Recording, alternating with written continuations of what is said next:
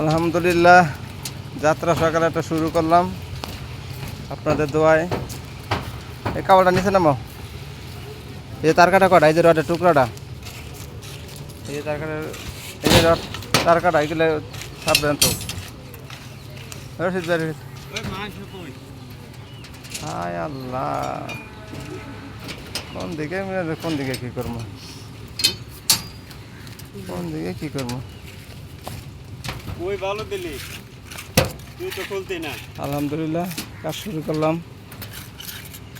এই ডালাই দেওয়া শুরু করছি ইনশাল্লাহ।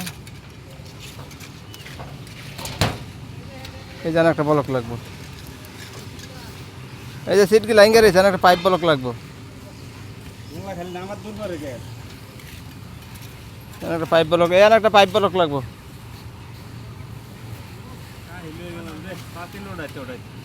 তাহলে এবার আরেকটা নেই,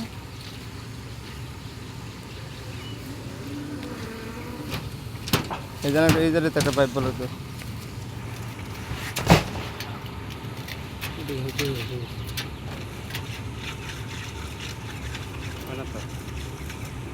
তার নিচেরটাতে দাও একটা ছোট, ওই নিচে আর একটা সিঙ্গেল দে। এই যে নিচেরটা একটা খাড়া করে দাও। নিচে নিচে দে, খাড়া করে দে। এই যে এভাবে খাড়া খাড়া এভাবে সুন্দর করে বলক দিয়ে দিবেন, যাতে কোনো সিটের মাথা যাতে থাক, ঢালাই করার সাথে সিটের মাথা যাতে আইঙ্গে না থাকে, এটাতে সাবধান থাকবো সবাই। নাহলে ছাদের সিট খুলতে অনেকটা পরিশ্রম হয়, ছাদ ঘাও হয়ে যায়। যে মাংস কই, মাংস বানা অর্ডারই তো দিই নেই। না আমার তো এবারে যখন ইঞ্জিনিয়ার আইলো কয় পাতিল না দূর করতে কাম করবেন কখন। আচ্ছা যাও, অর্ডারে যাও, বান তো মোটামুটি শেষ হই। অনালা বাউ করে দিছি তো, অনালা 1 লাখ লাগবে পারবো না।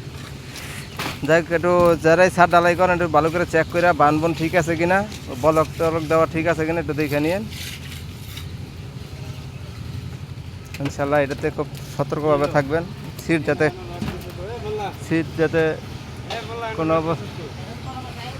যাতে কোনো অবস্থাতে বলক ছাড়া না থাকে, বলকটা খুব সাবধানে চেক করে দিবেন সবাই। আলহামদুলিল্লাহ, আজকের মতো রাখলাম। আসসালামু আলাইকুম।